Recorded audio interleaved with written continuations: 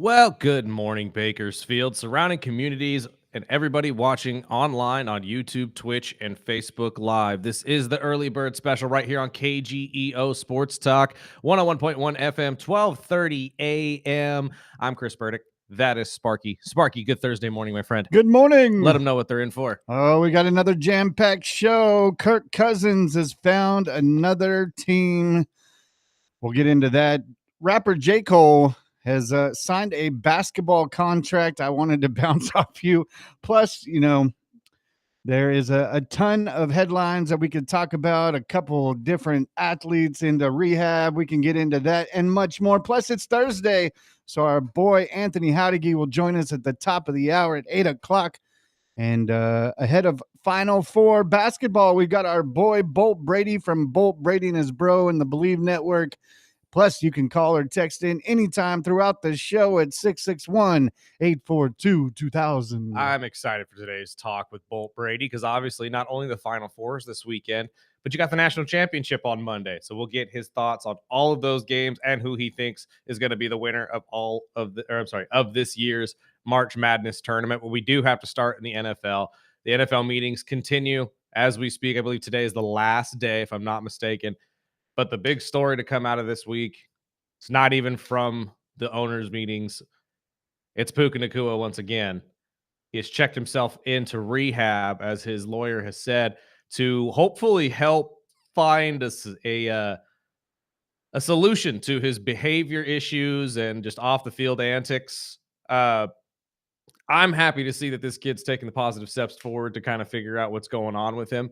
I think this could all just be chalked up to a really bad breakup. Yeah. I mean, you can bring it up with that. We've all been through breakups. Yes. We know how crazy it's crazy stuff. I've been down a divorce, and I barely remember a couple of those months post divorce. But do you think this will hopefully help him clean up his image? I hope so. And honestly, I think this is the proper steps forward, just in case this thing does have to go to trial. And then you could sit there and say, well, at least my client has taken the steps forward to make, to make these things right, to make sure he doesn't do this again. It's going to make these things a lot easier on him in terms of like if they have to come down to a decision or not. I think that this is just really the only solution that he could have done outside of what I said the other day, which was drop the video. Like, we're in the world of social media. Drop the video. If you claim to have a video that completely takes this off the table and shows that this woman was lying, what are we waiting on? I know TMZ released a video the other day, which is not the video that Puka and his attorney were talking about. But even in the video, you can tell kind of Puka was out. Oh, yeah. Like he was knocked out. And this girl, I don't know, the plaintiff or whatever you would say, the accuser. She was twerking and getting down in the video, and it seemed like she wasn't in any distress. I mean, it doesn't look like she was uncomfortable. I mean, she looked pretty damn comfortable in the videos, but hey, there's a lot about this that sometimes just you never know, dude. And it really does. Everyone's comfortable until you get bit. Yeah, exactly. Well, and again, I need to see this alleged video. Let's see what proof comes out here in the next couple days, if TMZ gets it or if they just release it to the public. I just like that Puka is taking the necessary steps forward to continue his career on the path that it was going down. Because yes, people, sticklers, haters, rivals, they're all going to take this and say, well, at least we don't have a wide receiver that had to check himself into rehab.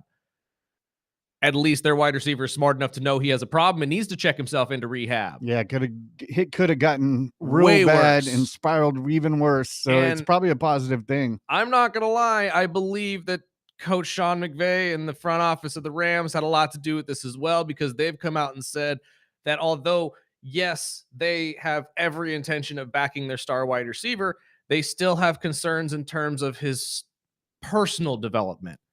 And this is a great step forward to show the team, hey, I'm taking the adult steps forward to at least show you guys that I'm worth the money you're about to drop on me, because I know how lucrative my life is about to become here as soon as that happens. And no, the Rams aren't in any hurry to get this done. It's not like Puka's going to hold out or not play next year. He's not that type of player. But I don't blame them necessarily for taking their time as well, especially with how this offseason's gone and really just last season in general. They probably saw it from the first day after the breakup. Because again, I'm chalking this up to his breakup last summer with his girlfriend who cheated on him and that entire mess of a scandal that threw him into the limelight in the first place. I know what I've read and heard on other sports shows. I mean, it could also be some young players, take it out on themselves. Yes. After a big playoff loss, and a lot of players that have came out in defense for Puka is saying, "Dude, we've been there. Just shape up. Shake it off, Two and things we're can be behind true. you." Two Exactly. things can absolutely be true. People get self-destructive when something doesn't go the way they were really hoping it would. I'm just saying that this is the best step forward for him because obviously this is just a good signal that he knows there's a problem. He wants to fix that problem and he wants to continue his career down the path it was going and not take a hard right like we've seen so many great wide receivers do and never reach the heights in which we all kind of hoped he would. So I think that this is a great step forward for Puka. I hope him all the best and the well wishes and healing and all of that type of good stuff.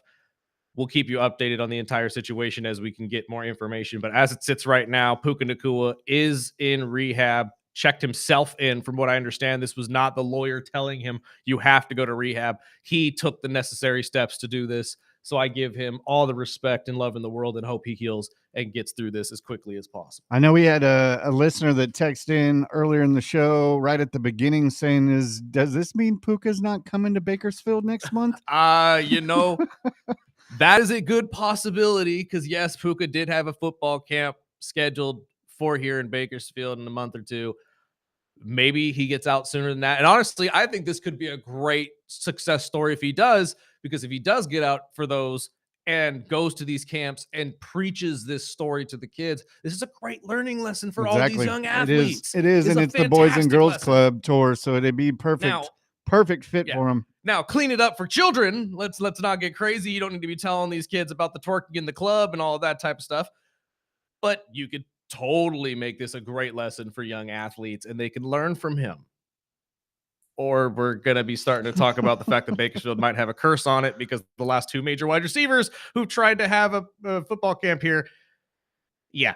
Yeah. And speaking of the Rams, we talked about it a couple days ago, when Sean McVay came out and said, if we couldn't get Jimmy G back, that he would be happy to have Kirk Cousins back as a veteran behind. And matters not because Kirk signed this morning. It's over. He is officially signed with the Las Vegas Raiders. I kind of saw this one coming as each and every one of these quarterbacks kind of found their home.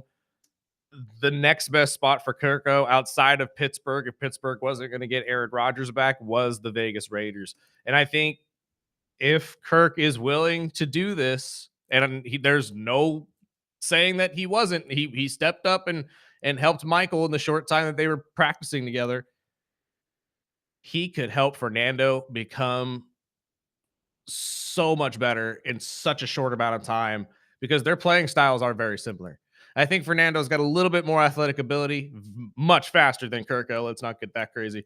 But in terms of how they play the game, their mentals, honestly, just personality wise in general, these two are going to become very, very close friends. And I would not be surprised if this is just the first step of Kirko just saying, you know what, I'm okay with being a backup for the rest of my career if it means I can help kids like this and maybe get a shot somewhere down the line if he does mess up or if another team decides that they want to take a shot on me.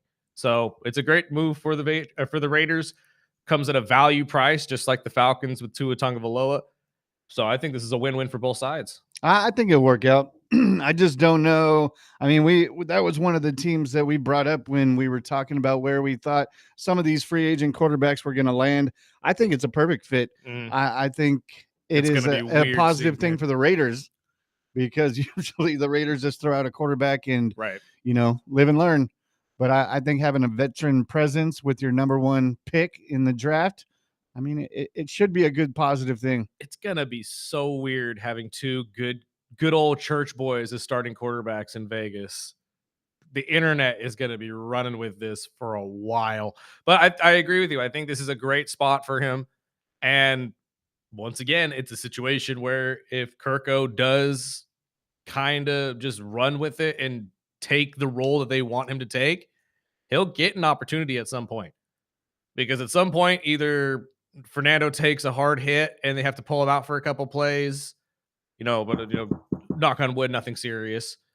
Or there's just a bad stretch of games where they're sitting there saying, let's go to the vet for a little bit and let's show the young kid how this is supposed to be done. Who knows? Maybe Kirko starts out the season for the Raiders That's what I was going to ask you. and they go halfway through and then they say, all right, Fernando time. Because what else what do you have to lose? Exactly. And Fernando looked fantastic in his pro day yesterday, Yes, so he he's did. ready to go. He looked good.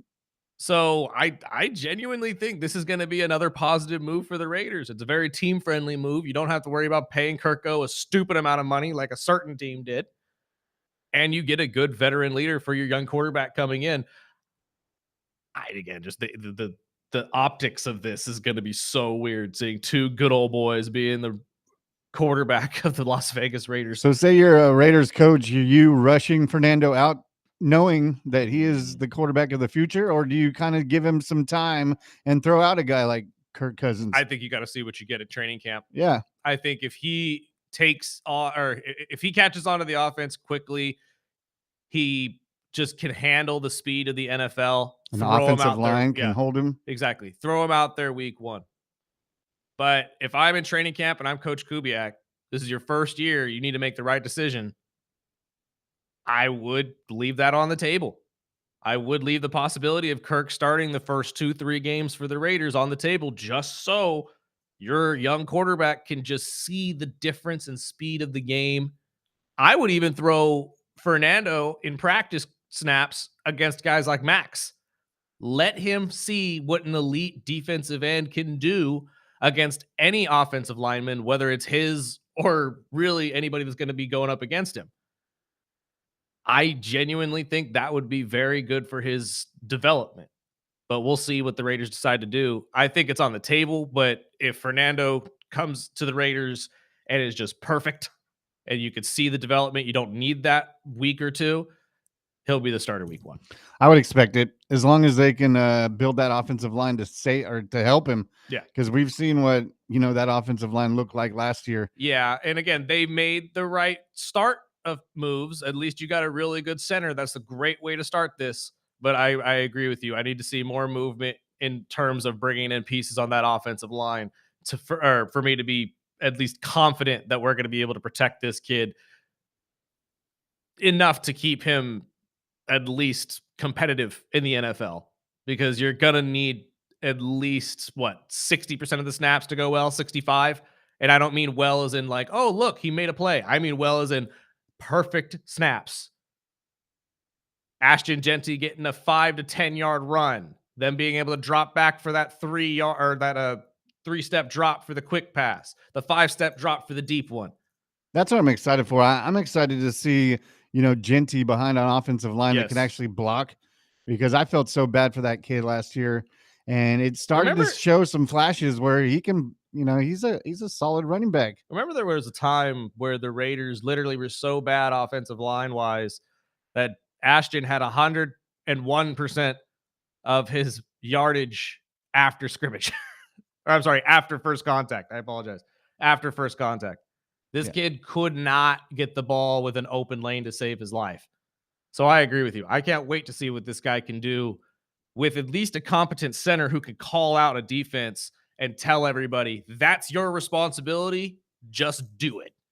It makes the job so much easier when you have somebody on that line that can point everything out and can identify blitzes, tell the guard you need to shift to that guy, tackle, you're going to shift to that guy. It makes it so much easier for everybody. So I think it's the right step forward, at least to start this, but you still need more pieces, especially at the tackle positions. Well, speaking of a step forward, you want to get into this ref situation or the Indiana Bears? I don't have enough time to break down the Indiana Bears. So let's get to the update on the ref situation, because the NFLPA has come out and supported the referees. They want a deal to get done now. Let me see. I'm sorry. I'm trying to find the actual announcement here from JC Treader. But the NFLPA released this statement yesterday. It says, player safety requires trained professional officials on the field. They manage the game in real time, enforce the rules, and stop situations from escalating that can't be replaced by less experienced crews or handled remotely. If player safety truly matters, trained professional officials on the field are not negotiable. So basically, the players are coming out here saying, we went through this in 2012. We do not want to repeat. We want our officials on the field, get the deal done, and stop just pea-footing around with this and figure out what you need to do to get everybody signed on that dotted line so we could start the year off with the right officiating crews. This is what Roger Goodell had to say, I believe, yesterday. It may have actually been sooner than that, or I'm sorry, older than that, though. But this is what he had to say about the ref situation and the ongoing talks. Right now, NFL officials are all part-time. Do you think officiating in the NFL would improve if some officials were full-time employees of the league? And in concert with that, do you think there is economic buy-in from team ownership to have that be a possibility? Yeah, listen, our number one objective is to improve officiating. We think we owe that to the game. We think we owe it to our players, coaches, and our fans. And so that's what we're focused on. We did, in the last agreement before COVID, have an opportunity to hire some officials full-time. I think it was about a dozen. We didn't see any difference in their performance by being full-time, but there are benefits to being able to work with officials. And one of the issues we have in part of our negotiations on accountability and performance is when an official is not performing at the highest level or a level that we think is acceptable at the NFL, is to be able to work with them and to train them and to give them more opportunities to get better ultimately. And we can't do that in some cases. There's a blackout period, as an example. We can't touch them until May and be able to have those opportunities. So those are the types of things that we're looking to do to try to make sure we're improving officiating and improving the performance. I've been very positive about our officials. They do an extraordinary job under extraordinary circumstances, but we can still get better. And we've been very clear about that. And we know that we can take officials who aren't performing at that level and either work with them to get better or find other officials who can do it. Again, apologize for the long bite, but I had to take all of that because there's a lot to chew in this bite. First and foremost, the question from the reporter, making these guys full-time, would that help with their work?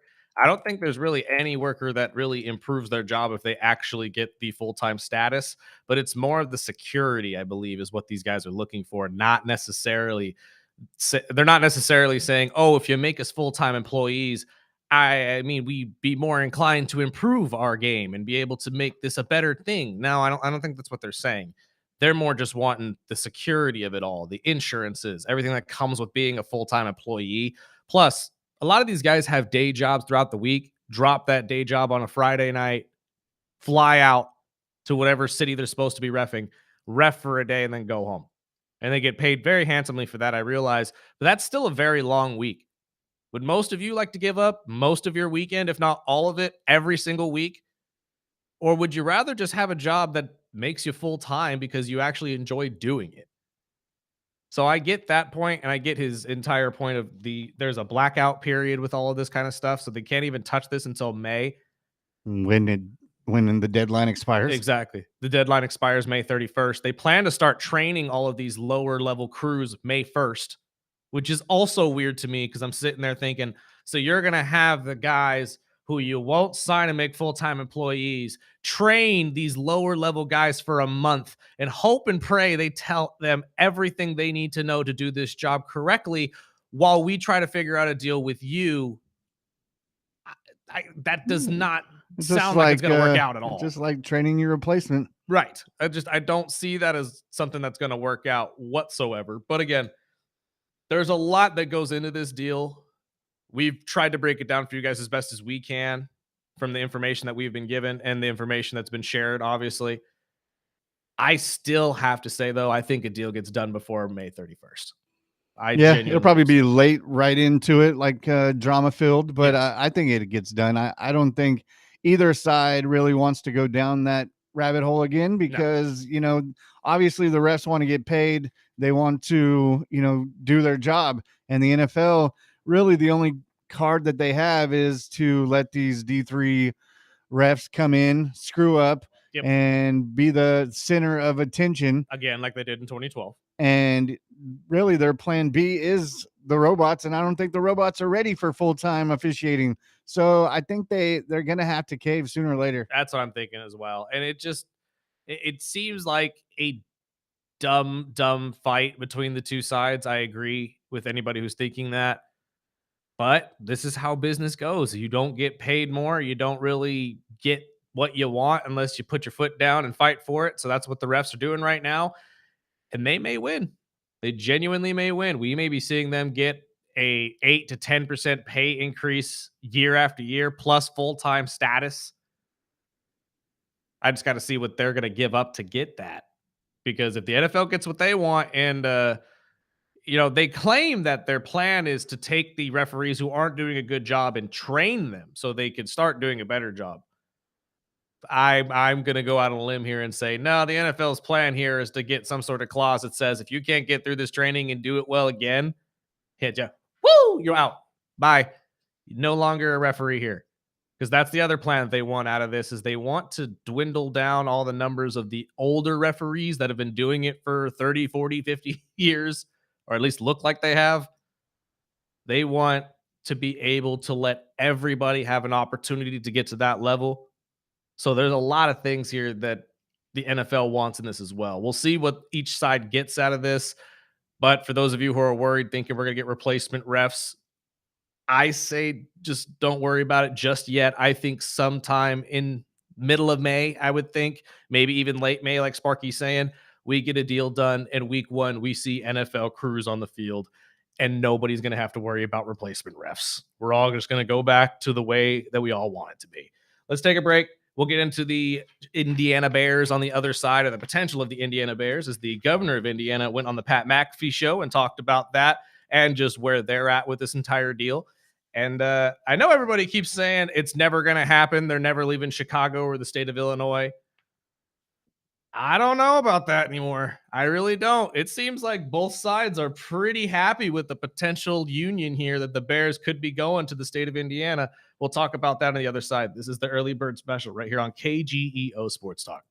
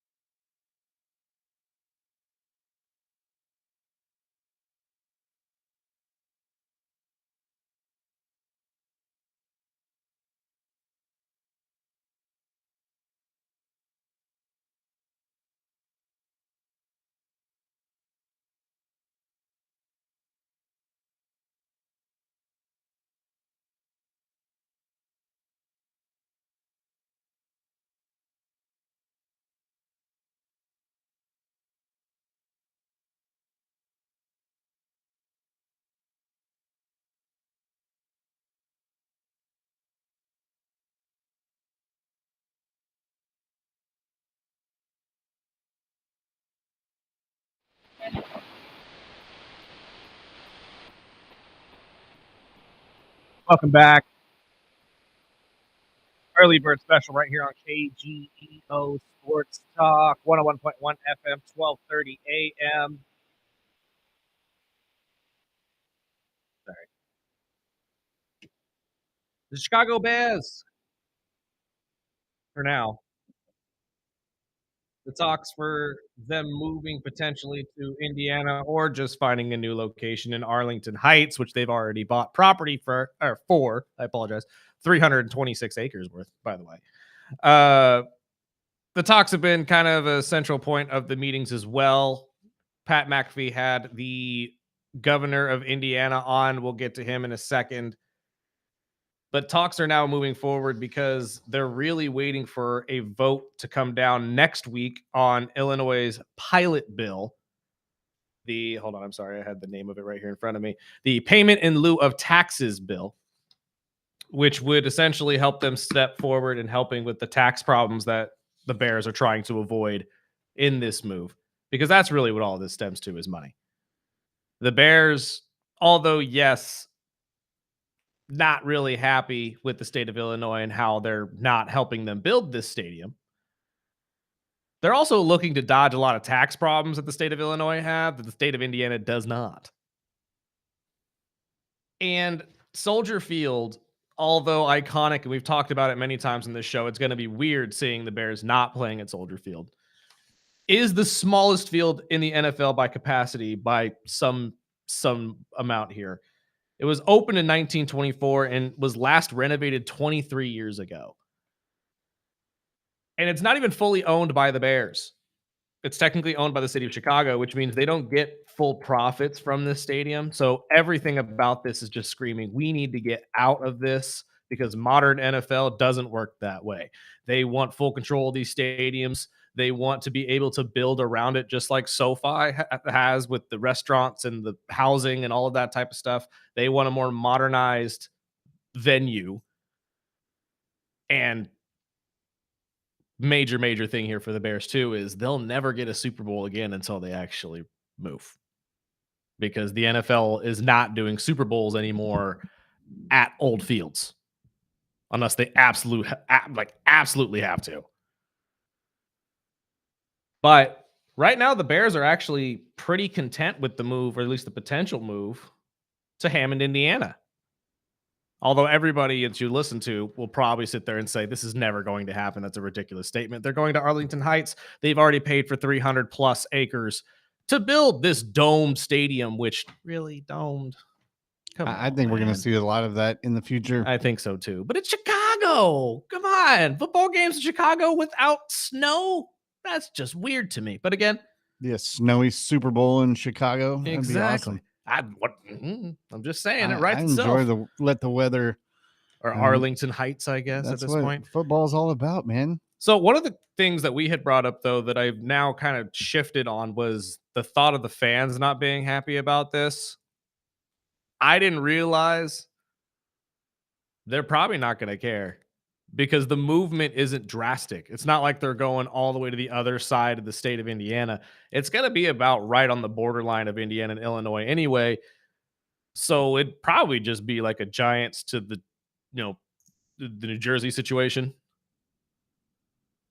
I just don't like that this is, I'm sorry, I shouldn't say I don't like it. I want to know which side we're going on here. I need to know if you're staying in Illinois or going to Indiana. That's the big thing for me, because I can genuinely see them moving to Indiana. We'll play the bite we have right now of the governor, but both sides, not even just the governor, but the team president himself for the Bears, have come out and said they're actually pretty content with where they're at right now. And a move to Indiana is more than likely in the books, even though everybody would tell you different. The Indiana Bears. The Indiana Bears. That's what we're really going to be going with here, is the Indiana Bears. Let's go with Governor Braun real quick. This is what he had to say on the McAfee show about the potential move. For 2.5 years, they were just like, we're not interested. I think assuming that it would just happen there. But to get something done, even though that lease goes through where they'll be playing there, for several more years, their clock was starting to run out to get it planned for a new stadium.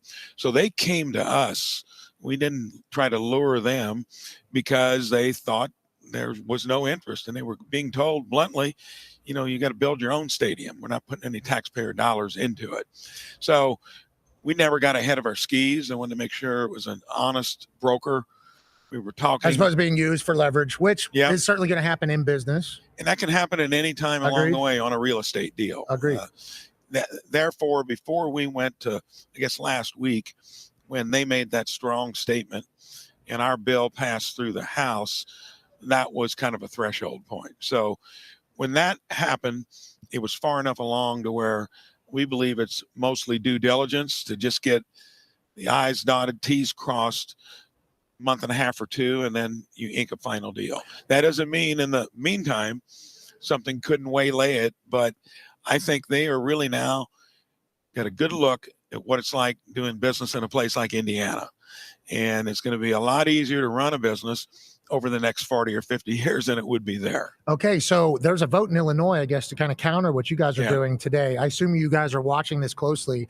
At this point, it sounds like you're very confident that this deal is going to get done, and the things that you're offering for the Chicago Bears in Indiana would not be possible in Illinois. Sounds like what you were saying. I'm confident that we've done everything you needed to do to be in the place we're at. I'm telling you, he wouldn't be talking like this if there wasn't a good possibility that not Gary, Indiana. That was the initial spot. But Hammond, Indiana is not in the cards. We could be talking about the Indiana Bears here in 2027. What are your thoughts, my friend? Bring it on. Yeah. I personally, I can care less. I'm not. I mean, we had a caller during that clip that said, if it was any other newer type team, I would understand. But one of those original type teams like the Bears, the Packers, the Cowboys. That's what Can you imagine if the Cowboys were to leave Texas? That's the weird thing about it for me is that's what I meant earlier when I don't like it because it feels weird. Not being in Chicago feels weird. And it's been a while since we've seen one of these major franchises, cross states that, that they didn't originally start with. And you heard Governor Braun in that bite for 2 years plus, the Bears weren't getting anything from the state. They were pretty much being told, live at Soldier Field or do whatever the hell you want to do by building your own stadium. And that's what this pilot bill is supposed to do that they're voting on, I believe, next week. I think it's on the 7th. It's to structure the taxes so they can actually maybe help out, I think, is the major idea, if I'm understanding this correctly. Yeah, it is between the tax incentives and then the public funding. Yes. So they're trying to figure out a way to keep the Bears in Illinois by doing this. And it's probably going to pass. It passed back in, I believe, late February with a 13-7 vote through their house. So there's a good possibility that this bill comes down and we're just all talking about them moving to a different part of Illinois. But if it doesn't work out and they decide, whatever, we're out of here because the taxes are better in Indiana, I think the state of Illinois is going to be kicking themselves in the butt just solely because they wasted 2 years not trying to figure this out and help them out and make it work and keep that team where it should have been, which is Chicago. But now they're potentially moving to Arlington Heights or Hammond, Indiana. My God. I still just can't get over that. That's the only thing that I'm just like, I can't get behind this is them moving out of the state of Illinois just solely because it's the Chicago Bears. It's like the Packers leaving Wisconsin, or like the caller said, the Cowboys leaving Dallas, or really Texas in general. Doesn't seem like it's possible, or at least it should be. But unfortunately, it's what's on the table at the moment. I mean, it's been a long time being at Soldier Field, and it is more surprising to me that they aren't getting as much backing to stay in Illinois, but it's a business. It comes down to the dollars and cents, and yes. I think it'll all work out. I think the Bears as a team are moving forward, and I think either way, the Bears should be happy with what they have and let the business people handle the business side. And I can care less because either way, it's still going to be the Chicago Bears. I don't have any money in in the bowl. So I have no concerns, but at the end of the day, I think Chicago and the state of Illinois ends up stepping up and doing what they have to do to keep their Bears. So we'll give you guys updates on this story as much as we can, but I agree. I think that at the end of the day, it's money. It just seems so weird to me that we could potentially be talking about the Bears outside of Illinois. Not that it's going to change the name or anything, unless they genuinely change it to Indiana Bears, which, wow. Oh, that'd be the day. But let's shift over to some other news in the world of football, but not necessarily in the world of professional football. The NCAA has come out with a decision. I know this is more based around basketball because of what's happening in the NBA right now, but I think they're going to stretch this across all sports. But they're proposing a rule revision that would essentially bar all players from being able to return to whatever sport they play in Division I if they decide to go into the draft.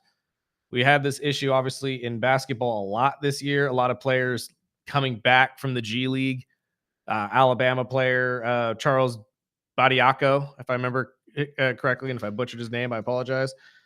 But a lot of these guys are trying to sue for eligibility back into their colleges because it's not working out in whatever sport they played in. And if basketball was allowed to do this, who's to say that football players won't be the next ones to do it too? We talked about it, I believe, about a month ago when this Badiako story really hit the fan, right before the March Madness tournament started. What's the possibility of a football player saying, well, I didn't like my first year with the Jets, so I want to come back to whatever college for my senior season? Yeah. And we talked about it. I mean, we dealt with that with the Bengals defensive draft pick last year. And they made it pretty clear in football, if you're drafted, you have up until when you sign that contract. As soon as you sign the contract, you are ineligible. Yes. And I mean that a player can, put himself in the draft, get drafted. He can go out and do the visits. He can go, suit up, do all the stuff you do as a drafted player. But as soon as you sign your name, you are now a professional athlete in this sport, and you can't go back to college. And we're seeing it a lot more on the basketball side.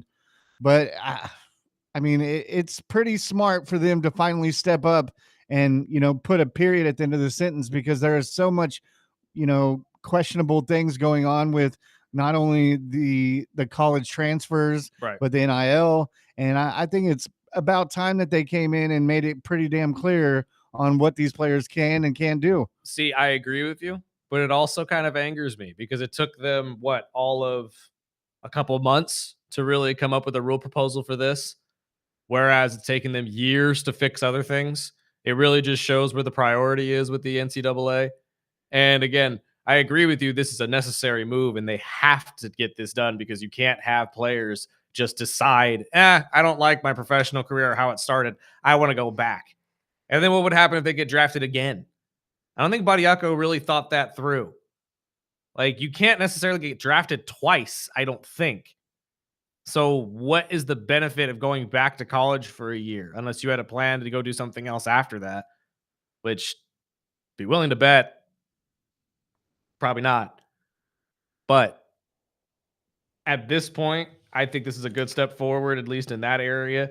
It still just kind of angers me because there's a lot of situations that we need to fix, especially with this NIL stuff and transfer portal and all of that. And it took all of a month or two to get this done. What's taking so long for the other stuff? How have we not gotten some sort of deal done when it term, or at least for transfers?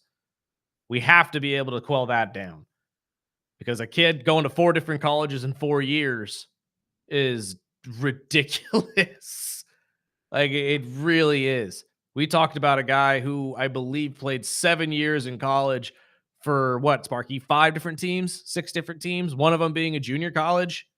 Was it the same guy that even was swapping high schools? I believe so. He started it way early. Yeah, he was transferring high schools, I believe 3 or 4 different high schools before he actually graduated. And Calipari put it perfectly. You really think that guy's graduating? No, there's no way. There's no way you've been part of a curriculum long enough to be able to get the credits to get a degree. So there's no way you're graduating. So you're just ruining your life post sports if you don't make it to the pro level, or at least to the pro level that's going to pay you the money you want. So we have to have something to save these guys from themselves because they're just taking a lot of bad advice from people. Don't even get picked up. That was one of the main topics I've been hearing a lot is now that it feels like the pool is pretty full. Yes. But again, that's why it upsets me that we've had this problem for years now in football, basketball. Don't know exactly how much it is in baseball, but I'm sure it's pretty bad there too. And it's taken us this long to even contemplate a potential fix to this. But it took them months to stop this from happening. Why we dragging our feet about certain things and then sprinting to get other things done? It just boggles my mind with the NCAA. Let's take a break real quick. We have some updated news on Tiger Woods. He has been granted permission to leave the U.S. to seek treatment for his injuries and for his abuse of pills, I believe. I have to read into this a little bit more, but he's been granted at least permission to leave the U.S. for now to seek treatment and hopefully, much like Puka Nacua, heal and get back to a level of at least respectability off your field. What do we call a course? Golf course? Golf course, right? Sure. Yeah. You're on your grass, whatever. And hopefully at some point in time, someone overseas could tell this guy, hire a freaking driver, please. They his attorney actually did say something about that. Thank God someone He is said in there's his a reason ear. why he won't Thank hire a you. driver. Oh, of course there is. And before we wrap up the hour, also got some news. A famous rapper has signed a basketball contract, but we can get into that after this break. Let's get to it. This is the Early Bird Special right here on KGEO Sports Talk.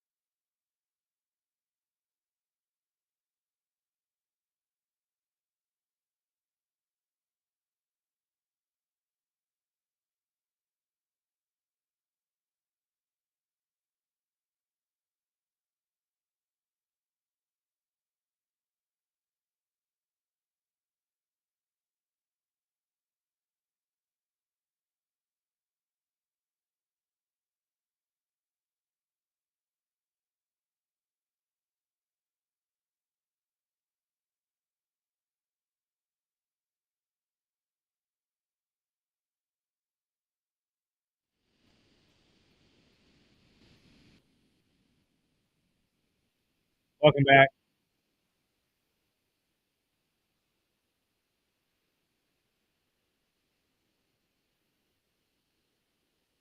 I probably had one of the best belly laughs I've had in about a week. When I look through the glass right now and saw Sparky walk in and tell Dawson he's got 2 words for him. And if you're a wrestling fan, you know exactly what happens when that happens. That was fantastic. This kid talks so much crap. Yeah, I wish you guys could see this. He Some also B-rolls. thinks he could. You know what? No, I shouldn't. He say says he says he can take germ. I'm like, okay. They're like that. Jerm's coming on the show at some point too. After And I'm sorry. Congratulations to our guy Martin Espinoza had a baby. I totally forgot to mention that the other day. He had we were texting back and forth to get the boys on the show again, and we had lost communication for a couple days, obviously for my personal things, which I don't want to get into. But plus they're super busy. 5595's coming up this weekend, and I forgot he had reached out to me and said, "Dude, I'm so sorry, but I got a new number and I'm having a baby and blah blah blah." I totally meant to congratulate him the next day, but congratulations to Martin and the Espinoza family. Hopefully the baby came out 6 pounds, 8 ounce, whatever. I don't know. I haven't had a baby, so I couldn't tell you. big healthy baby. That's all we want. That's all we want. That's all we want. Let's get to this Tiger Woods stuff and J. Cole, right? J. Cole. He's a hooper, dude. Like I had no idea. Oh yeah, no, he's been playing overseas ball. Yeah, he signed a deal with the Chinese. Was it China? Maybe he's yeah, been playing it's in China. The Chinese league. He just signed a deal with the Monkey Kites. The Monkey Kites. See, we think we have a problem with names for teams. Something like Monkey Kings. Monkey Kings. Either way, that I understand. Okay, but congratulations, that's a hell of a deal. Okay, we get the Son Goku stuff. We can get with that. We're all right with that. He can hoop, dude. He's been playing for a long time, and honestly, I know he's not necessarily trying to get into the NBA, although I'm sure he would gladly sign a one-day contract with somebody, especially if it's an expansion team. Exactly, but. I did all the more power to you, dude. If you continue to do this at that level, you can make a lot of money overseas. You really can. And I think, if I'm not mistaken, he plays a good amount over there. Like he's not a slug, or he's not a scrub. He doesn't sit on the bench. He's not a bench warmer at all. And then real quick, we got an update on everybody's favorite Tiger Woods. It's like, where's it? What? No, everybody's favorite Tiger. Come on now. A judge has granted Tiger permission to leave the U.S. for treatment. He's going to be getting essentially specialized treatment from people that will be supervising him 24/7. I'm not sure exactly where he will be headed. It just says overseas. It says his attorney said the program is necessary due to Woods' complex medical needs and the inability to receive effective care in the U.S. because the media attention and lack of privacy. Well, I did hear the interview, and a reporter did ask him, with the name, the famous, how big he is, why can't he just hire a driver? Here's the thing. And yes, we've said that a million times in this show, but the lack of privacy in the media, you act as if they're not going to find him, as if this man is not widely known across the planet. And what was the funniest thing is the shirt he was wearing was a part of the Tiger Woods apparel. Of course. That he does, and it immediately sold out online the day he was arrested, and they saw it did. Kanye West was selling plain white tees, and they sold out same day. Which he'll be in LA this weekend. Oh my God, Kanye's back. I'm not going to get into that. Let's take a break. We got Anthony Jauregui on the other side, talk about the Well and all they got coming up this weekend. This is the Early Bird Special. We'll be back in about 5 minutes.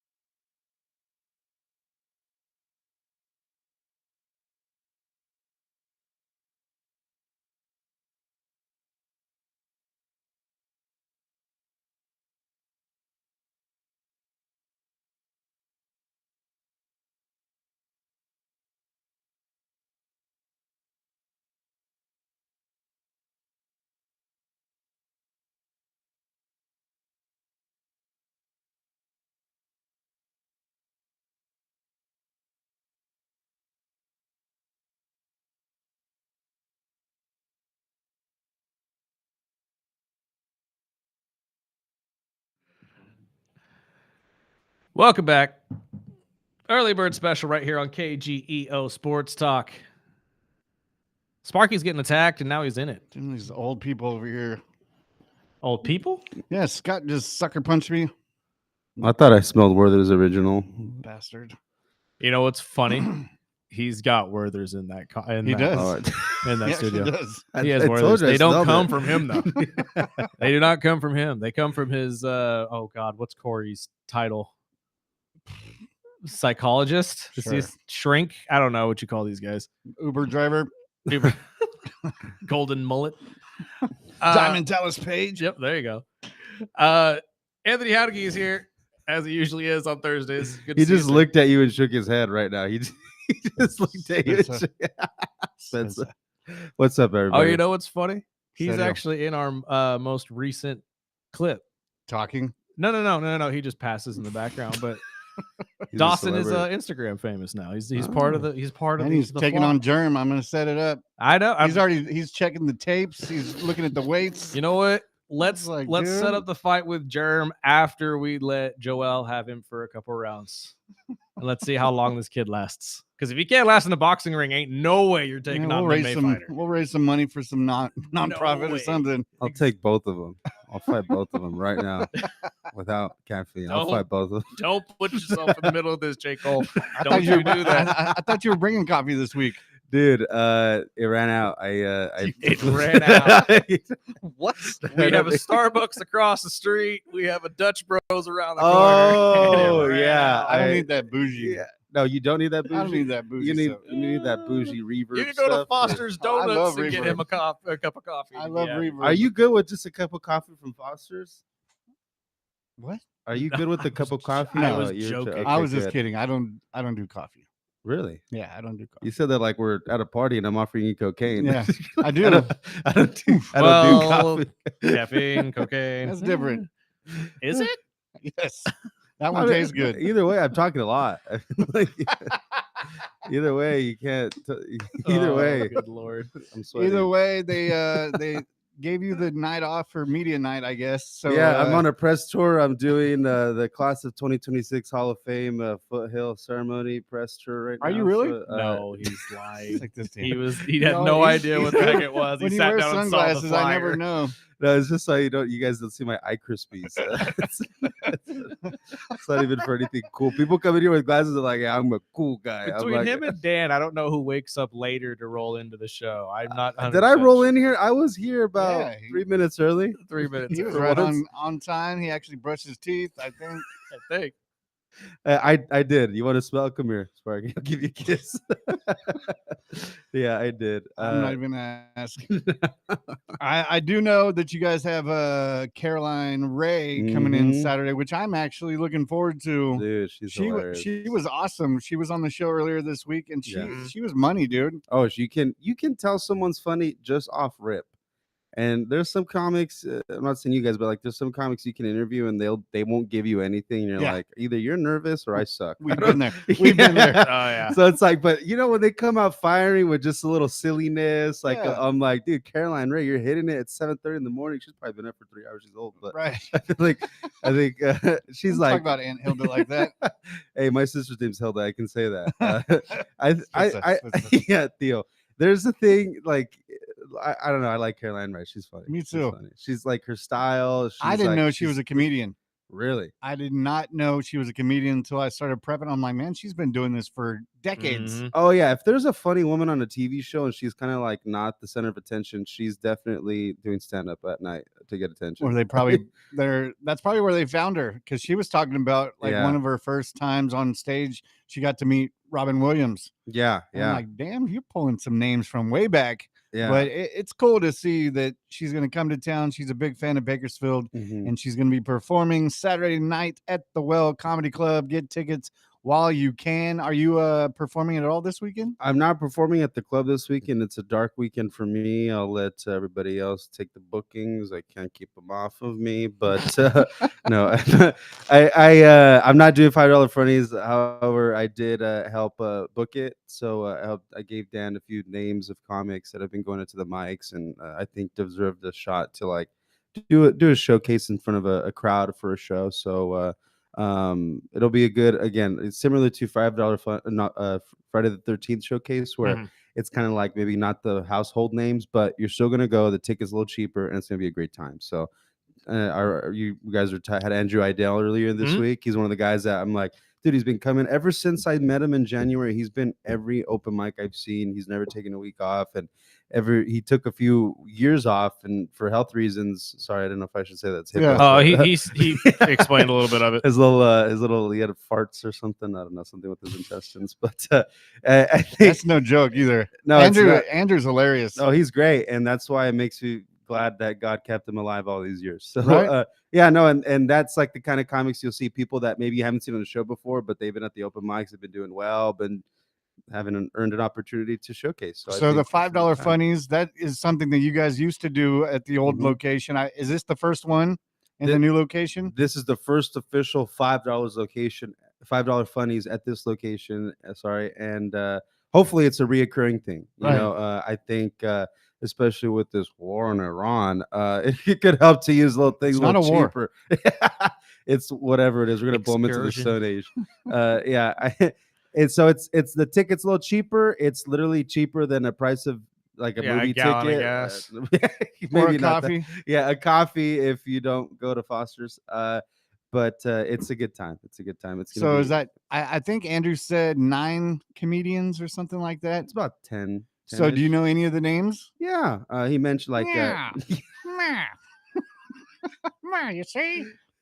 What do you got? You're right. Yeah, I can't even combat that. I can't even like argue anything funny. Like I I'm thought like, Danhausen just showed up. Friday already? See? I have grown mustache. The guy pulls me out of here with a cane. I got this. Play me bald- off, Johnny. Sorry. Yeah.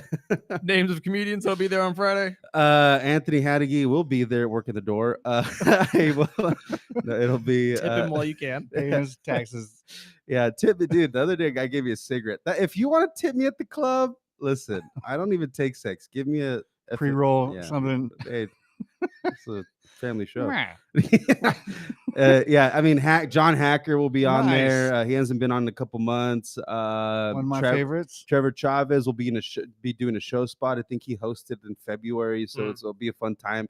Some of these comics have been on at the club before, but they're finally, it's been a minute also, and like hosting is different than doing a spot. Yeah. You know, like if you have to host, your energy is a little different. You have to go up there early.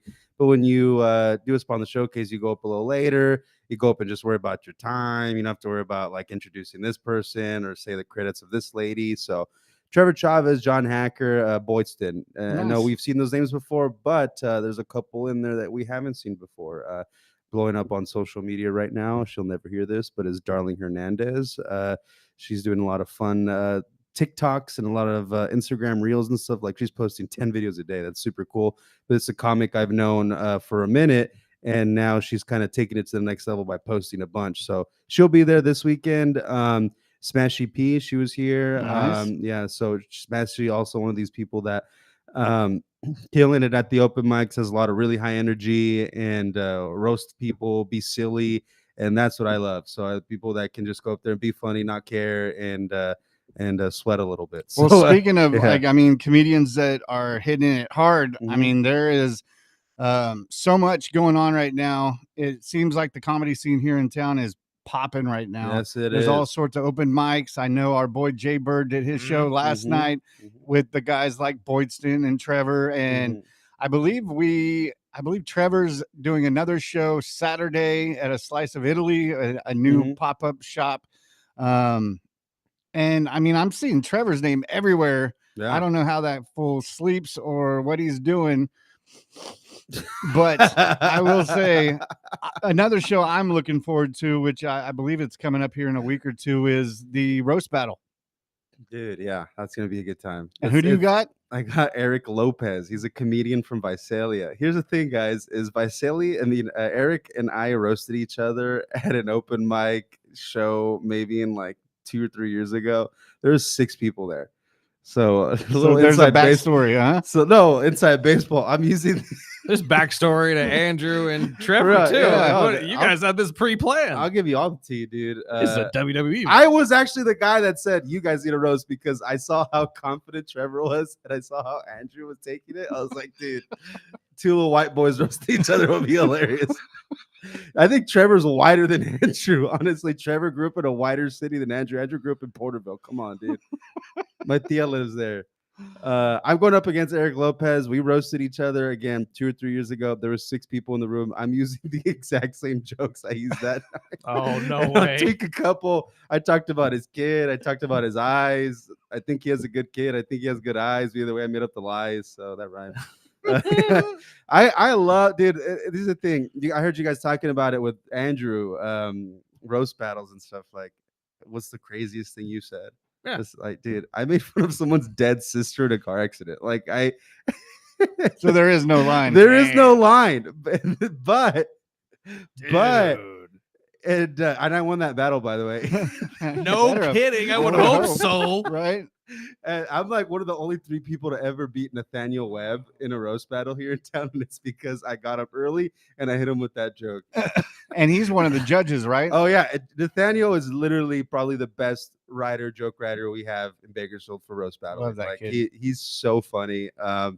He can like he's like a joke machine, and also in the moment he can riff. But you can say anything at these things, and typically we're all friends. Like we know each other, but the hard ones to do are people you don't know. Like I know Eric Lopez, Andrew and Trevor know each other, but the battles that are difficult is, hey, here's the name of Robert Schmauber, and he's from LA. You have to roast him. Here's 10 things about him. I'm like, dude, what? Like it is it is the hardest writing exercise. Also, it's just like they give you stuff like, oh, my mom died of cancer. I owe taxes. There's a lien on my property. Like they'll give you all this information. You'll write a joke about it. They're like, hey, Joe Schmo has a tax lien on his house and he's fat. And people are like, huh? Like it's That's all you got? Yeah, it's like it's so hard to write a joke for someone. We all owe taxes and we're fat. I'm like, what? there's especially in LA, there's not a lot like you. That's why I love roasting someone I know. Like dude, like well, it's different. Like roasting to me, roasting is making fun of somebody that you know and you guys are friends with. Yeah. When you're doing that to somebody you don't know, it's an insult. Yeah. Unless it's like we're both agreeing that we're coming in here to do this roast battle. Right. And typically, I feel like I have the most abhorrent stuff I've seen. Not a lot of people are like to the point where they're like, keep me away from him. I'm going to fight him right now. That was my question is, have you seen that? No, like there might be some beefing and stuff, but typically it's like at the end of it, you hug, you kiss, and you keep going. And you're like, dude, that was a funny joke, or that was a funny joke. But the ones I hate more is like people that I battle and they're bad. Like, and they'll just be like, this guy one time, I wear New Balances, right? I don't know if you can see in the camera. But you're gonna break your leg to show everybody on YouTube. I heard my shin. That's gonna be a workers' comp for you guys. There's I roast battled this dude from LA, and he'd never seen me before, and he just kind of eyed me up and down. He's like, Anthony, I see you wearing New Balance shoes. More like you need a New Balance to your diet. I'm like really? And everyone laughed at it. They thought it was hilarious. I didn't deliver it right, but it was like in the moment, and that's why it was kind of cool. It's like, yeah, you saw my shoes. Everyone's in the room. They could see it. And they're like, yeah, he does kind of need a New Balance to his diet. He's a little fat, But so that battle specifically, I knew that comics did that. So the next battle, I purposely stayed away from the guy I was going to battle so he couldn't get a read on me until right before we were going to go on stage. I fist bumped him and was like, hey, nice to meet you. And then we walked up there. And like, it wasn't because a lot of people will like, they'll eye you up and down. They'll look for something that they can make fun of. Exactly. They'll get something right there, But I wore all black, nothing distinguishable. And I ended up winning. And that's one of the clips on Instagram. So, yeah. That just to say it's one of your clips. Yeah. I don't know if that's what I was to say that. When is the battle? It's August August, April 12th. I was April like, 12th. damn, August. Yeah, August. Couple Sundays. We're also pumped because you're teaming up with our buddy Chris Flail Yes. for a show coming up. I believe that's going to kick off his tour. Yes, it is. Yeah. You know any info on that one? I don't know what I can reveal other than. He brought it up last week. I just don't have it in front of me. I Okay, know great. It's a Ridgecrest. I remember he mentioned it too. That's why. But he has other dates planned. But yeah, I'm doing Ridgecrest with him. I'm opening for him. That'll be great. The first time a comedian's been like, "Hey, come on the road with me." So. Dude, that is going to be awesome. Dude. Two of my favorite comedians. We're going to make the drive out there. Hell yeah. No, it's and working with Chris is awesome. A dude that from the first open mic I saw, he was hosting in 2016, and now he's like a headliner on his own tour, and I'm opening for him, and it makes me feel like dreams do come true. So full circle moments. It's really cool. Honestly, like it sounds facetious, but it's like pretty dope for me internally.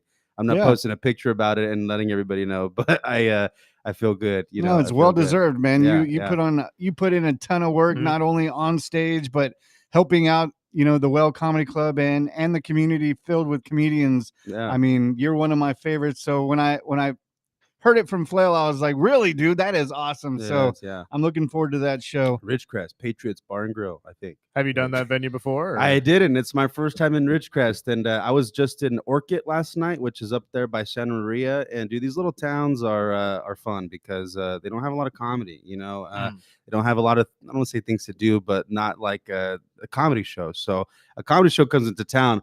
Everyone in their burro shows up, dude. Burro is in donkey, but like, dude, everybody shows up. They got a packed meal. They got the kids at home watching TV, and they got the family at the bar drinking and partying, dude. So dude, those crowds, they're fun. They're rowdy. They'll yell things at you. Fourth time we've referenced that in this one segment I'm alone. sick, dude. It is Easter weekend.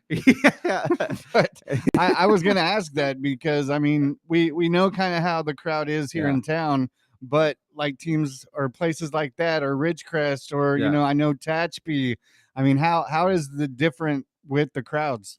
Dude, are they rowdier? It depends. I've done a show in Tehachapi where it's dead quiet, and I've done a show in Tehachapi where there's Nathaniel dancing with a 4'11" old woman, and it's getting lit. But sorry to mean to air you out like that, Nathaniel. But dude, I've been at different venues where like in the same city again, where sometimes pop in, and I don't know what it is. Maybe it's the event, or is it New Year's Eve, or is there something special going on? But like these other cities, like they don't have a lot of couth. And they don't have a lot of understanding sometimes into what a comedy show is. So they'll just be yelling things out, responding to your jokes, getting 9 beers. Like it's just them and you. Yeah. But that also, like, they're just a little more lively, a little more active, but they're not like people that go to comedy shows and they know how to ruin them. And that is by like talking, being disruptive and stuff. They just are having a good time. They're at the bar that they always go to, and there's a comedy show in town. And typically these crowds, you can say whatever the hell you want. Not a little. I was going to ask not the rainbow stuff, but I mean, do certain jokes hit in certain areas? Because I know Flail has mentioned it a couple different times because he's done like private shows at at what is it, the golf one he did a couple months ago, and he was like, yeah, I didn't know if I should use these certain jokes because I know they hit in Bakersfield. Yeah, but is there a line when you're out of different areas? Yeah, I mean, just for instance, last night again, I was over by the coast, and they're really liberal over there. So like things I say are not things they say, and the scenes in the other scenes, I think, look down at us from Bakersfield, and they think all the comics are Republican as well. They think like all of us are like, spouting MAGA and wearing hats and stuff, and so the comics like on the coast, like they're more liberal leaning, all right. But if you go to Ridgecrest, it's not going to be liberal leaning. It's probably going to be right leaning, and maybe your jokes about Trump won't work there, but your jokes about saying the R word or trans people this or rainbows or this and that, like that might be like, yeah, that's funny, let's make fun of that, but like, but not to put it in the Ridgecrest, but that's just generally what I see from these other little towns, but sometimes like Visalia, you go make a gay joke in Visalia, they won't give you anything. Like they really think you're gay up there. Like I'm like, dude, I'm joking, dude, I'm joking. Does it feel like they're maybe behind in that sense, or is it just certain areas, certain political views? You say behind, I say underperforming in school, but Yeah, whatever. I mean, no, I yeah, remember seeing a lot think of national comedians that come in and their first joke about Bakersfield is always about dope or meth, and I'm like, yeah, okay, well, you've obviously never been here because there's right. obviously things going on outside of that.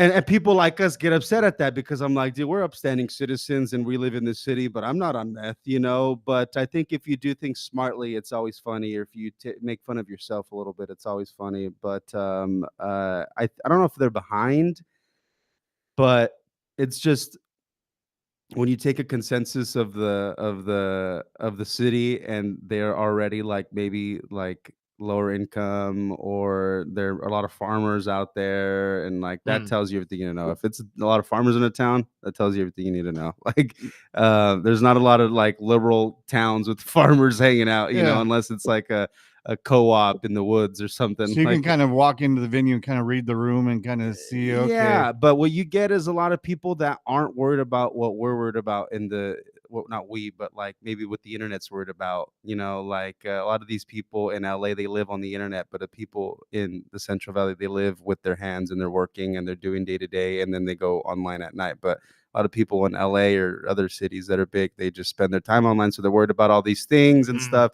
So when you go to another city, I don't want to say they're behind. They're just not. They don't care about what they care about. And I'm pointing to like LA, like they just care about different things. They want to feed their family over here, and this people want to not have kids and keep committing Satan sins or something. I don't know. It's like so. I don't want to say they're behind, but it's just like it's different. It's just different, and a different style, a little different. It's a good time. No, perception is what 9/10 of reality or something like that. How's that saying go? So it's probably just they, like you said, Mhm. never been here, so they have their pre-existing ideas of what goes on here, and they don't shake that. So Yeah, no, and then in the valley too, I feel like it's still a little stuck in the Stone Age in terms of comedy in the valley. I've always said that like comedy here feels like you're doing comedy in 2003. Like you can say kind of whatever you want. No one's like in the crowd being like, "Did he really say it?" It's like, yeah, Right. we're all just operating like that. Because we know we're joking. Like this is how we joke here in the scene. But right, and yeah. again, it's like you said, it's just different types of comedy for different audiences, I Yeah, believe. yeah. And So if you go to Philadelphia, I'm sure you get the same thing, or like a yeah, city somewhere else. Like there's rough people we everywhere. are also the red part of a massive group of blue. So it's really hard to sit there and say that you're going to get the same type of humor anywhere else that you'll get here. It's probably Mhm. just smartest to stay away from politics Yeah. in general. Yeah, yeah. I made a Trump joke the other day, and I usually don't. And I just made like it wasn't even that bad of a joke. It was like a analogy using Uh-huh. Yeah. Trump, and people were like, so I Silence. was like, dude, Crickets. I'm just trying something out. Chill out. But yeah, it's funny. Shifting over a little bit to a little sports, though, you being a Packers Mhm. fan, how do you feel about this entire Bears situation? Listen, get your money up, not your funny up, Chicago Bears, or should I say Indiana Bears. Listen, the Packers are here. Our new guy is going to be selling the rights to Lambeau Field. If that's changing, then I could totally see the Bears leaving Illinois, dude. I mean, the Dodgers technically have done the same thing, but it's not like they don't change Dodger Stadium. It's just, oh God, what's the company name?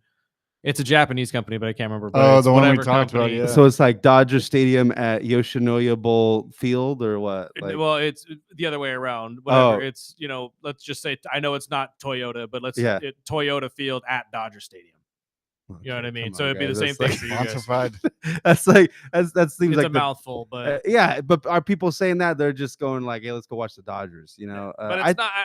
I'm just saying it's not necessarily the same though, because you guys aren't moving. Like you guys are You're still right. staying in Wisconsin. You're right, but but more so the legacy is changing, and that's where it's the same. Sure. It's like, dude, everybody knows this is Lambeau Field. It's still going to be here. Yeah, I get it's different. I'm not gonna lie, it's different. But like you guys mentioned earlier, the text person, that was actually me, by the way, talking about the Cowboys and these OG teams. Like I think it's all in the same world, But if they want to move out of Illinois, then there will be only one team in the NFC North that is outdoor. That is the Green Bay Packers. Well, that's right? going to happen regardless, because if they stay in Illinois, they're planning on making a dome. Why? That's what I said. I know the NFL has talked about His name is making it more Iceman. neutral, making it more neutral for other teams, and it's silly because No way. that was the handicap part of that. I mean, that's the part of having a home game. Not gonna lie though, the last few years the Packers have been in the cold. They've been losing in the cold, so I'm like, you guys suck. It's not even take the handicap away, dude. Well, I mean, maybe they go Atlanta route and have a retractable roof. Okay, And then like certain Buffalo. games, certain games you get snow games, certain games you don't, and it would help them in maintaining the field so it doesn't get destroyed. the last thing I week. want is foreskin for my stadium. All right, guys, I don't need a It's- retractable roof. I It's think every time anything is bitter or they're fighting over something, they always have to be, oh, it's about the player safety. Okay. And I'm like, you don't care about It's about the player safety, but they're still ramming each other Right, at 30 you miles an understand hour. what sport they're playing, right? It won't be about the safety until they start playing flag football. I think then it'll be about the safety. But any other argument until then is not about the safety because they're doing a violent thing already. It's It's the same thing with like the refs. They're fighting over the ref stuff, and somebody had to come out and say, "Oh, it's about our players' public safety or their safety." wow. Okay. They did the same thing last year when we talked about the tush push. It was about the safety of players, the Packers. and now they're doing the same thing with the stadiums. You know, they want. Such a mean, cop out. Why don't you just pick a stadium in the center right here in Texas And have everyone or just something, go- and everyone just play Everyone there? just go play there. They Right. just like clock in, clock out, record. They do that in LA, like you go and in the Hollywood industry. Like, I mean, you go to a soundstage, you record, everybody goes and records their parts, and you think you're somewhere else. We should just do that for football. Let's build a big old soundstage with the stadium. We'll change the colors per team. Everybody goes in. The whole country travels to one city, and that's it. Yeah, Make with the it- price of tickets, I don't understand.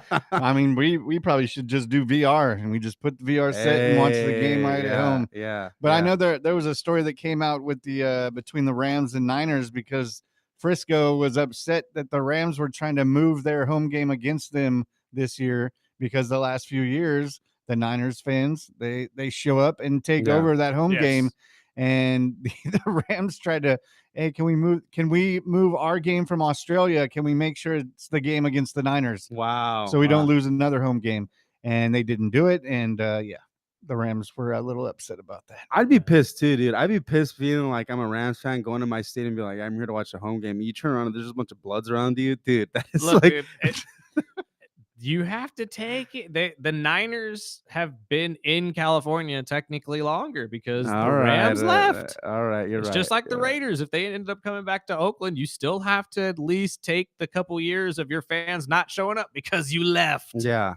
No, I then this penance. That's what they get for Exactly. leaving. Yeah, that's And what the they get. the 49er faithful are everywhere in California. Oh, they're everywhere. They're everywhere, but they're hidden when they're losing. I'll tell you what. My family is all Well, as 49. everybody else is too. Hey, I'm talking That's why about Packers Jets right on fans the. don't talk. Yeah, that's true. I know one Jets. I met one Jets fan ever, and he's Mexican, and I was really surprised that he was a Jets fan. I know was of a Jets fan here in town as well. I'm not sure. Is he the only Jets fan I know? We talk about a Jets fan like people talked about gay guys in the 80s. They're like, I think I know one. I don't think know I yet, but know See, that's my one. point. Like, you never hear Jets fans talk. Yeah.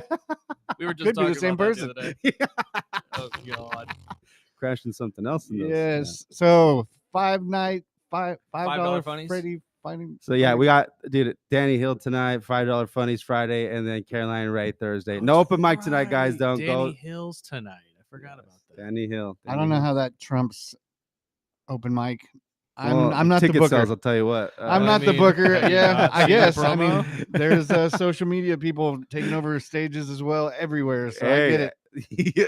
That's why I'm going to the show, guys. I was gonna say I'm gonna keep my comments to myself. $5 Anthony, Fridays tomorrow at the Well Yes, and yes. Carolina Race Saturday night. Go out there, get the tickets. TheWellComedyClub.com. Absolutely. I'll see you guys at Ridgecrest if you're there Saturday. Yes. Is it this Saturday? This Saturday, baby. It's this Saturday. Oh This Saturday. Lord. Is We it gotta- Either the Flail Show? if you're in Ridgecrest, go see me. But For if you're in some town, reason, go I thought see it was Carolina next Ray. Saturday. I I'm don't gonna know. have to Flail get will out tell there. us all about it tomorrow. So if Yeah. we're right or Yes. wrong, we'll find out. So we gotta take a break though. see? And- I'm trying to do an outro, dang it.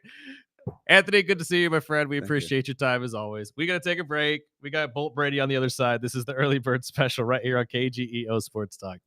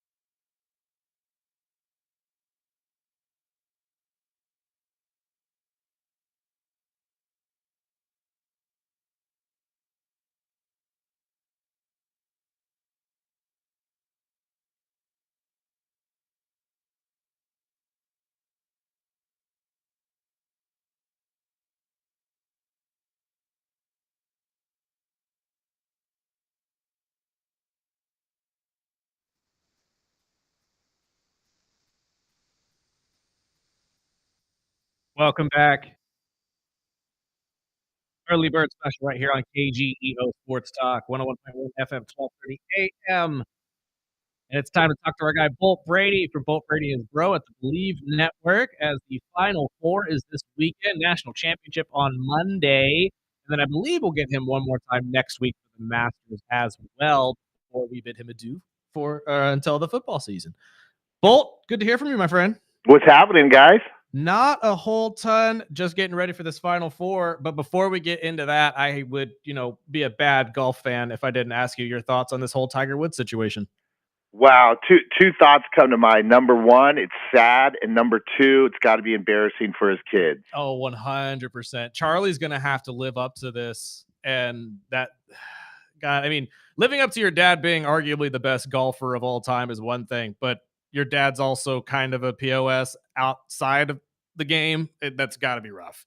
I just, how many times does it need to happen before you learn your lesson? Right. That's what I keep saying, and we've said it on this show a million times. Just hire a freaking driver, man. You have the Right. money for He it. just came out and said he went and thought about doing it, but he said his privacy is more important. Oh, what are you doing that we can't know Right. about, Tiger?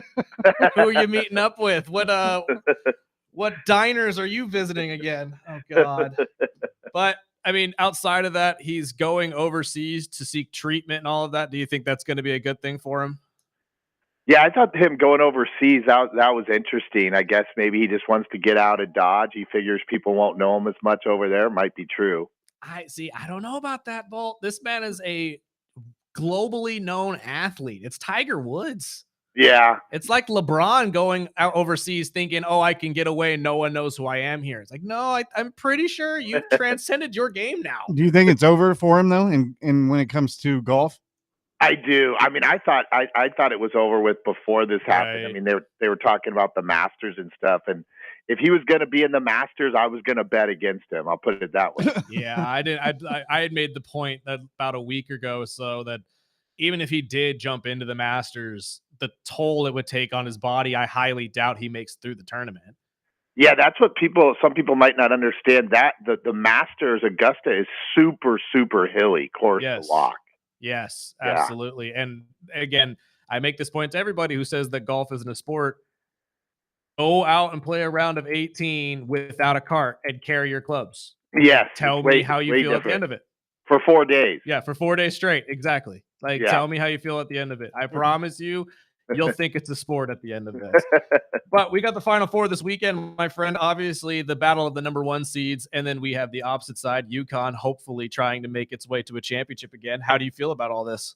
Well, so UConn and Arizona, they both hooked us up last week when we took them, and I'm going to stay with them again. I'm going with UConn and Arizona.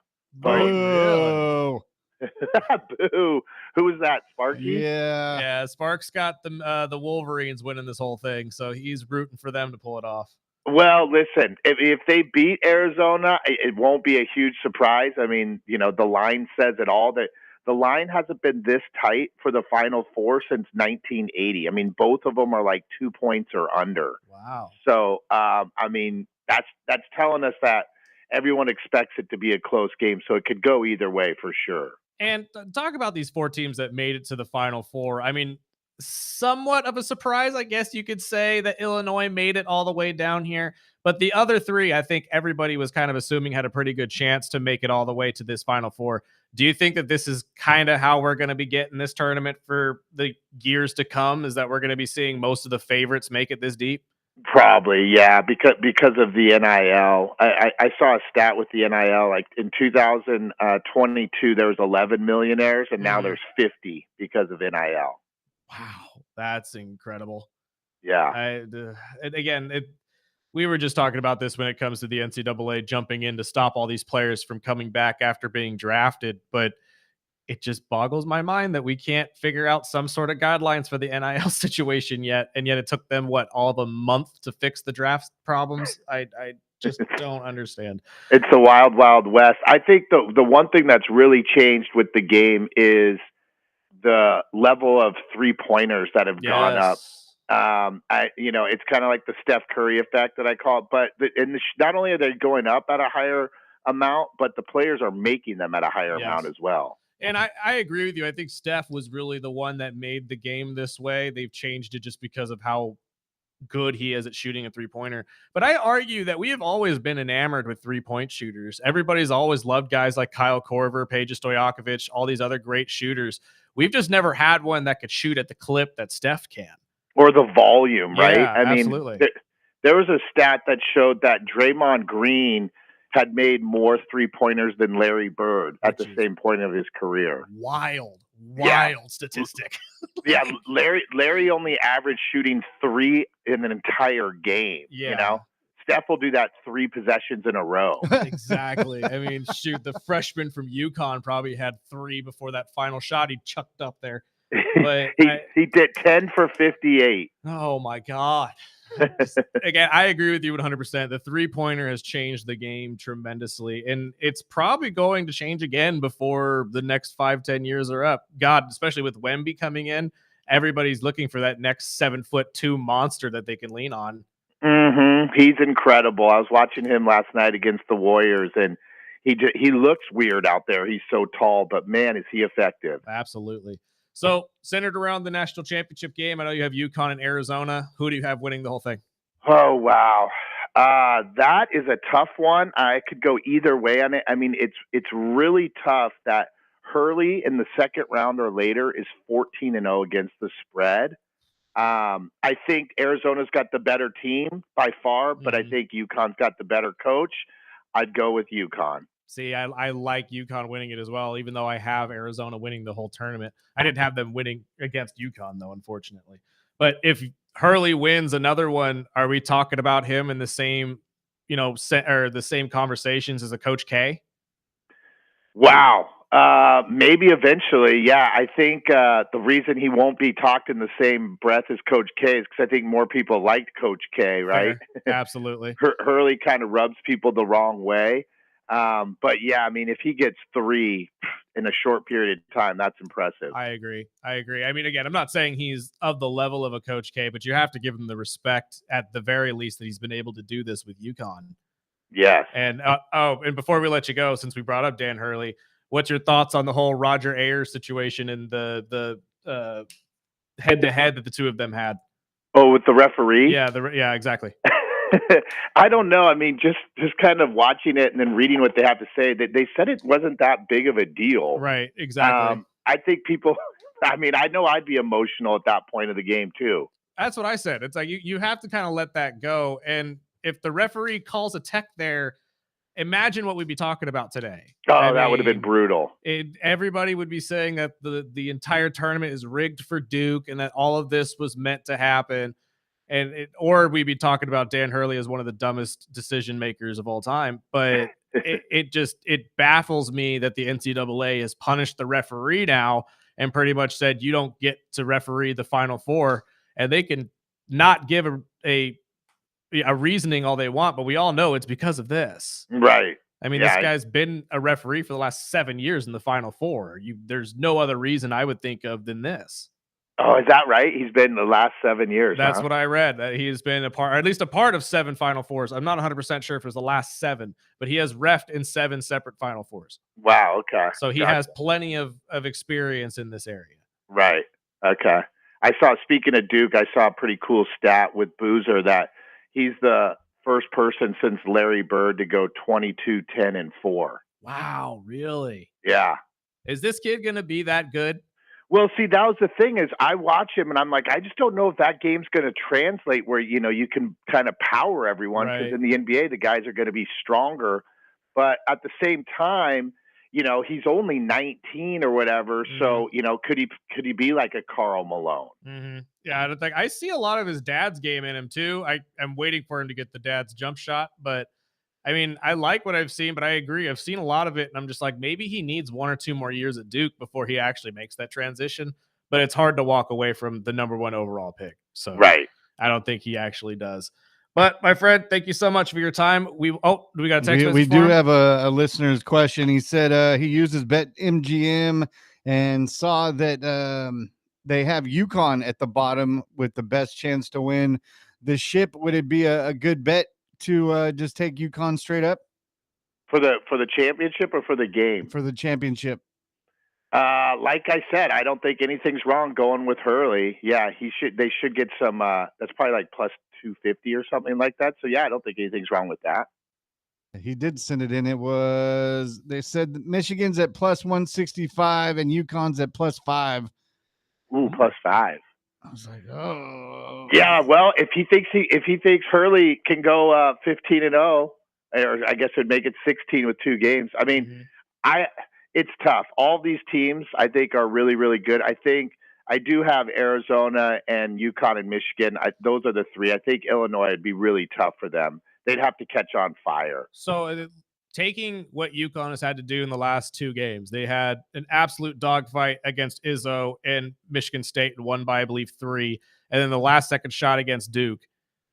If this next game against Illinois is the same way and they have to go down to the final shot, do you think UConn has what it takes, or at least the momentum, to beat either of the number 1 seeds that way?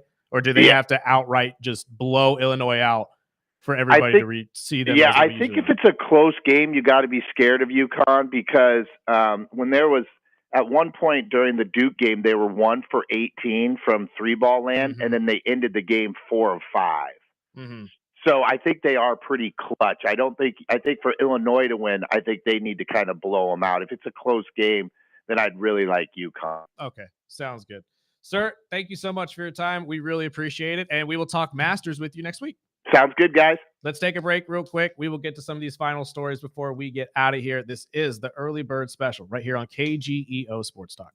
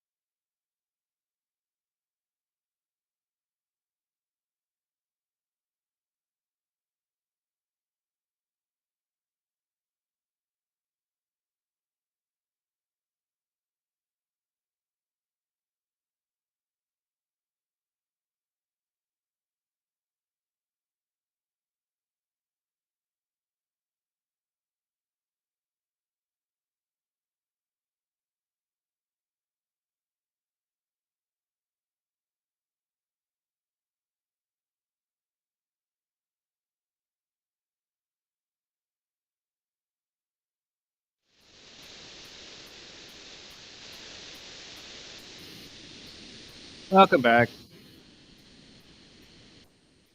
Big thanks to Bolt Brady for joining us on the BLEAV Network. Check out Bolt Brady and his bro. He is one of the best sports handicappers in the nation, top 5%. And, of course, our guy Anthony Jauregui from The Well. Big show with him and Chris Flail out at Ridgecrest. We'll hear more about that with our boy Chris Flail on Flail Fridays. Absolutely. 1000. Falcons have just released their new. I was going to ask you about that. Look at that monstrosity. Look at that. Look at that. Is that all red? It is literally a block red jersey. Oh, God. There's no detail to it. There's nothing on it besides a number, the Falcons name, the Falcons logo on the shoulder pad, and the person's name on the back. And this jersey is probably going to be about $400. Yeah, usually. Oh, and guess what? The other jersey is the same thing, but white with red lettering. What in the... This is how you want to start your entire run with the Falcons, Matt Ryan? This is what we want? We're turning ourselves into the Cardinals? That's what this is. Tell me that does not look like the Cardinal jersey. It does. If you the didn't one know on the right better, reminded me of the old red ones that Matt Ryan would use. Which is fine. I'm all for that. But here's the thing. The ones Matt Ryan would use at least had something on the shoulder pad, had some sort of detail to it, had something different on it. This looks like you just pulled it from an Atlanta high school and said, throw this on. This is your jersey for the year. It is just a straight red jersey. And the biggest problem I have with this too, those are the alternates. Where's the black jersey? The better ones? Where's the black jersey? Where's the throwback jerseys? Where's the red helmet? What? My team finds new ways to disappoint me every single year. Every single year, Sparky. I am a glutton for punishment. You know, after the Julio Jones trade, I swore to myself. I swore I would never let the Falcons do this to me. I would never let them hurt me again. And here we go. Here we go. We're going to suck so bad that we're going to try to impersonate the Arizona Cardinals. That's how bad the Falcons are going to be. I need to go into hibernation. Some news out of the NBA. Grizzlies forward Brandon Clark was arrested yesterday on charges of speeding, drug possession, and fleeing from police. Authorities say he was also booked for trafficking a controlled substance. And something I wanted to bounce off you in our last minute or so. So Luka had one of the greatest months we've ever seen in the NBA. In the NBA history. Absolutely. Put up 600 plus in the month of March, joining a short list with Michael Jordan and Wilt Chamberlain. And Laker fans are pushing that he is the MVP. No, he's not. Not even close. Wembanyama all day, every day. I'm sorry. I get he had a beautiful stretch in the month of March. 15-2. He could be the Western Conference player of the month. Absolutely. He's the Western Conference player of the month for March. Player of the month, yeah. But let's be honest. Who has been consistently good all year long? Who is statistically having an average that rivals Kareem Abdul-Jabbar, Shaquille O'Neal, Karl Malone, and some of the greatest big men in the NBA ever. So the Lakers are sitting at 3 in the West. Do you think if they can continue this short month of April before the playoffs, that they can be a contender? Oh, they're absolutely working their way back to being a contender. Problem is you have to run into either the Spurs and the MVP, Victor Wembanyama, or last year's MVP, Shai Gilgeous-Alexander, and last year's champion, the Oklahoma City Thunder. So unfortunately, Laker fans, no, you're nowhere close. But you're getting there. We got to get out of here for the day, though. Join us tomorrow, 7 to 9. Chris Flail will be joining us as he usually does on Fridays. Plus, we'll have plenty of stuff to talk about. I got some audio we didn't get to today. Why Mark Cuban sold the Mavericks. We'll tell you tomorrow. Sparky, let's get out of here.